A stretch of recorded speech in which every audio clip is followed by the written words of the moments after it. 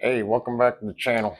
Um, Debating on what to put on here today, and I thought maybe I hit you guys with some funny trucking stories. I've been running up and down the road now for 26 years, 25 years, 26 years. I've been a trainer for the last 6 years. I got some pretty good stories for you, training wise and just trucking wise. Uh, I got a list here I wrote down, so I'm going to check my notes here. Um, One of my first stories, my uncle, he was quite the character. He passed away last year, or actually, it's been 2 years ago now. But he'd been trucking for 30 some years. And he called me up one day and he said, man, have I got a story for you? He's running on Route 19 through Virginia, which, if you've ever been on that road, it's like somebody got a snake drunk, shook it up real good, and threw it down, and just followed it with a dazer and made that road because it's just serpentine crazy, and it's it's towards the end of winter, and so there's quite a bit of pileup of snow on the side of the road, and he has to go to the bathroom, and he can't pull over because there's no place to pull over on that road. So he he finds a Gatorade bottle,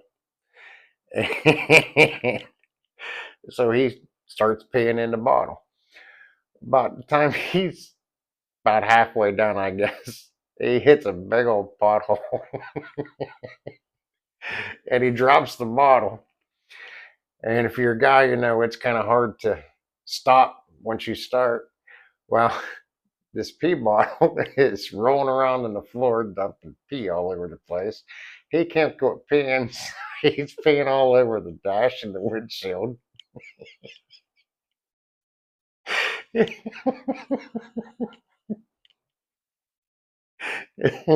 and, and of course, the road's twisting and turning. So he's like, he's turning, trying to keep the truck under control, trying to find the bottle. He's kicking his feet, trying to find the bottle. Meanwhile,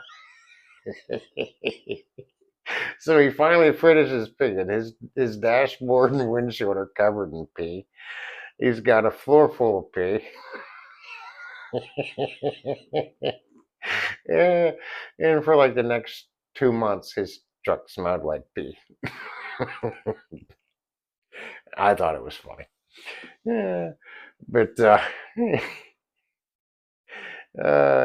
he also called me one time. He'd just gotten a the TomTom GPSs had just come out. He bought one, and he was somewhere out in Nebraska, and it was late at night. We both used to run at night a lot, and back then you had free minutes after, I think it was 6 or 8 o'clock at night. So it worked out, and he called me up, and I think he was in Nebraska. Well, the plant he was trying to get to, TomTom took him down the road, and there was about 10 acres of cornfield between him and the plant he was trying to get to. And so he ended up backing down, I think he said about a mile of road, which luckily it was at night, so there was no traffic on it before he could get turned around. But yeah, the GPS stories you hear out here are crazy. Um, I was in New Jersey, the place I was at.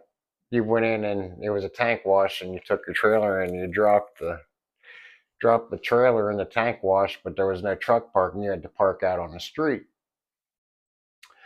Well, about 10 o'clock at night, I hear banging on my door, and I open up my curtain and look out, and there's this. I mean, she was gorgeous. I mean, just beautiful woman. She says, "Hey, driver, you looking for some company?" And I'm like, No, ma'am.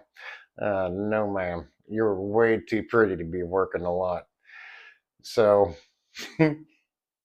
I go back to bed and I get up in the morning and go into the office, and they they were like, "Oh, you made it to work today." I was like, "Yeah, why wouldn't I have?"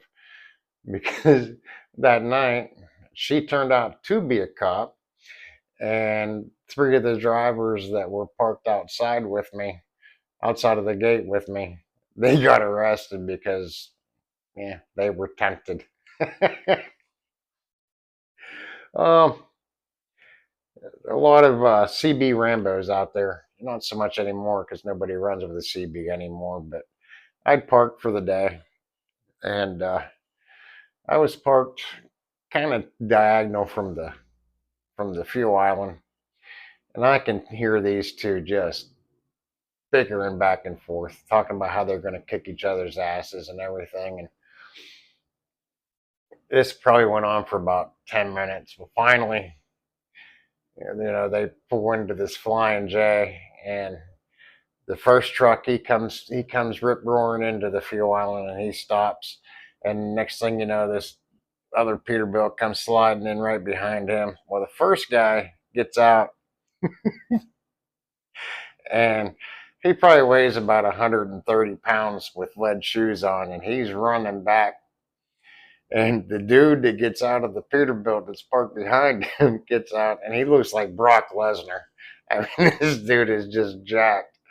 And if you remember the scene from Terminator 2 when Arnold comes out of the elevator when they go to rescue Sarah Connor from the mental asylum, and she's running down the hallway and just does that slide. That's what the first guy did. He does this slide, and he gets up and he's trying to run away. And by that time, the Brock Lesnar looking driver has caught up to him, just proceeds to beat the snot out of him. But eh, another funny truck stop story. Um, I was parked towards the back row, and I'm sitting there and I'm filling out my logbook back when we had logbooks, and there's this huge pothole that's like kind of again kind of diagonal from me, and just so happens to, not picking on him, but it was a Swift driver, and he's going like 25 mile an hour through the parking lot.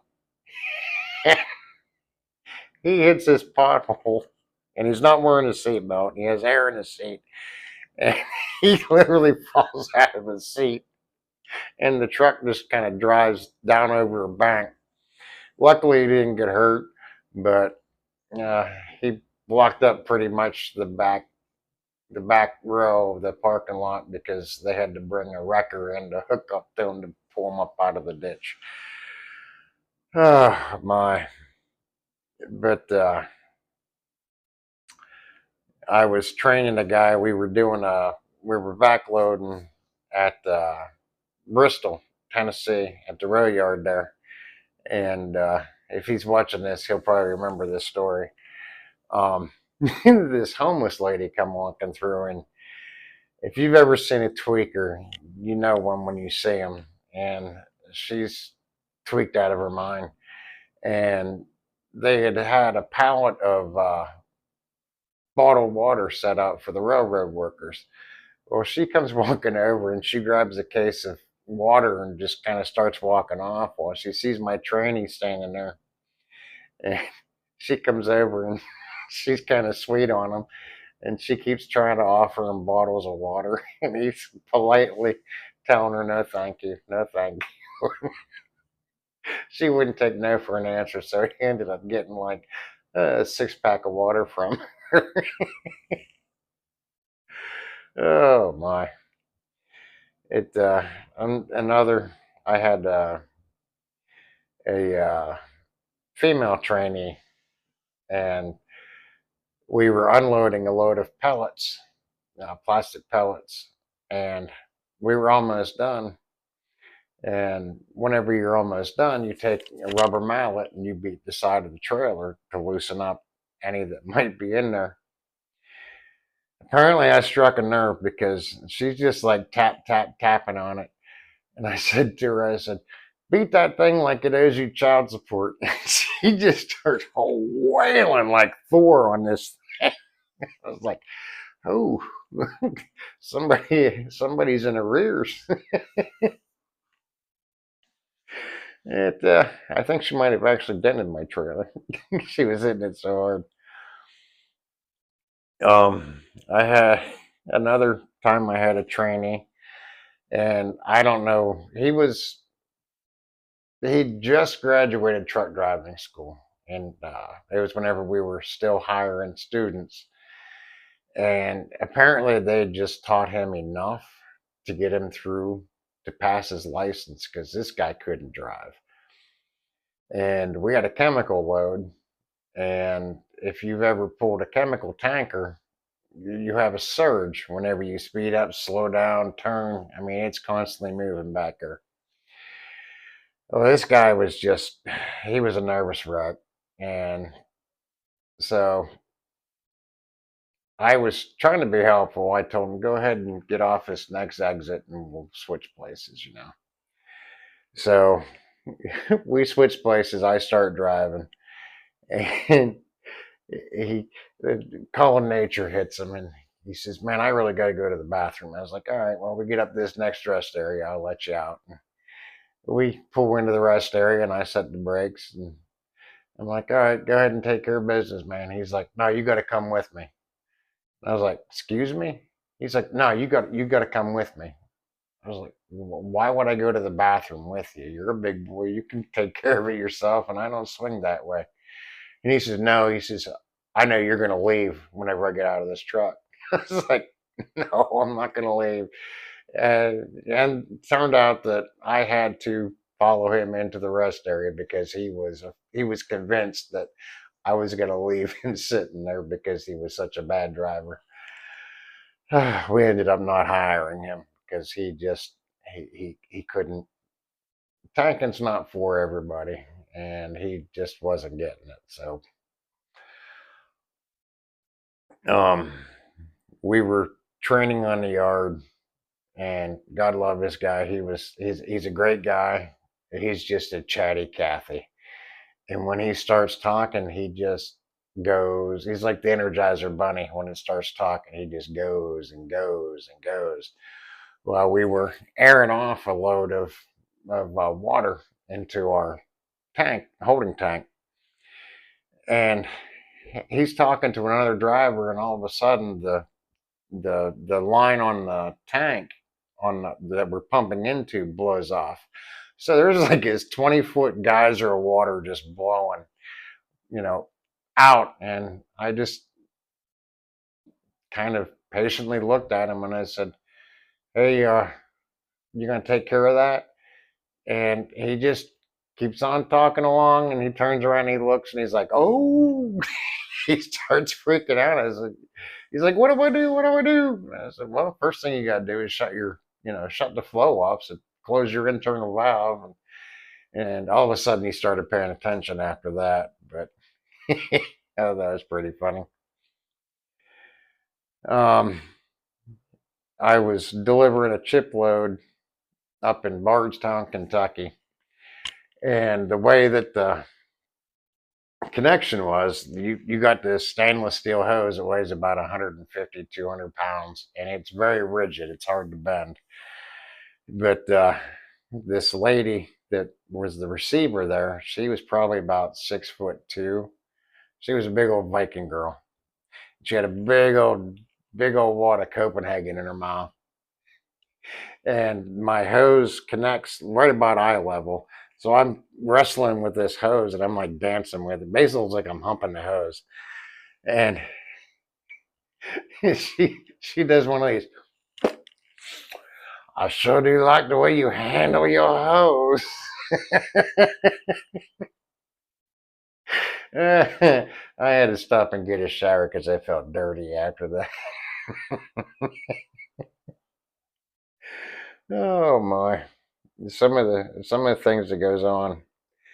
Um, One of my trainees I hope he's a driver here now, and he's turned out to be a great driver. He's a great friend, actually. Um, Sometimes when I eat certain foods, I get gassy. I'm sorry, but I'm a 12-year-old at heart. There's nothing funnier than a good fart. But it was really nasty this morning. You melt glass, but they smelt that bad. But we were getting ready to start out in the morning, and we have uh, a truck wash that you once you actuate it, you drive through, and it sprays the soap on, and then the acid on the wheels, and then it rinses off. I waited until we actuated it because once you start driving through, you can't put your windows down. And I let this thing rip, and it was, like I said, it was melt glass bad, and he cussed me out. He still cusses me out about it. He's like, he's such a nasty. But yeah, he started through the truck wash, and he couldn't put the windows down. He was just gagging over that.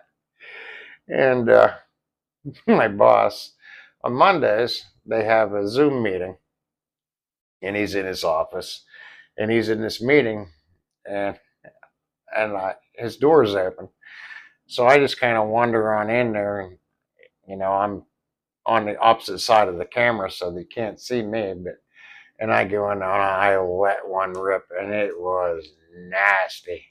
And of course, he can't go anywhere, so I go over and close the door. He's stuck in there, and he can't go anywhere, and the stench is just god awful. He had to sit in that nasty stew for about an hour, and whenever he come out, he chewed my ass out pretty good and let me go.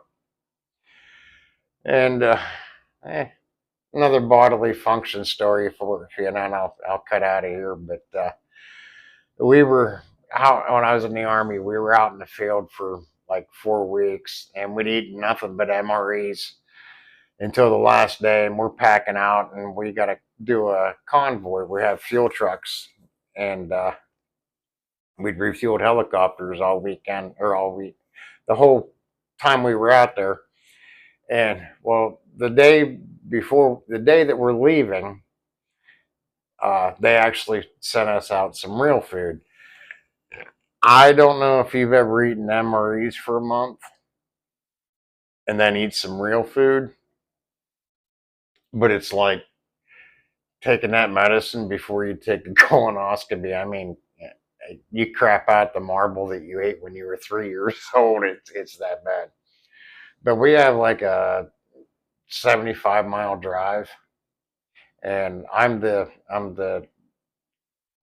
assistant driver or the door gunner, and we're about 20 miles into this, and we're not stopping until we get back to the motor pool.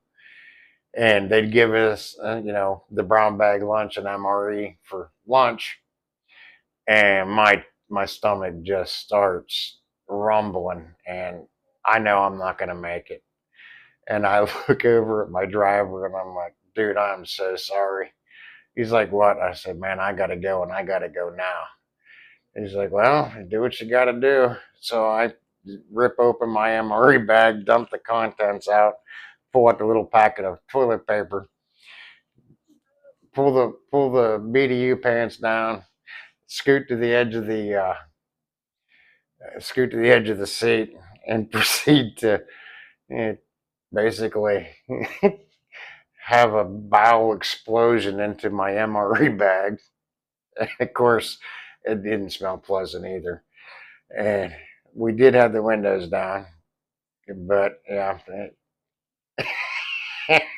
I rolled the bag up the best I could, but you can't reseal an MRE bag, so it was a long drive back.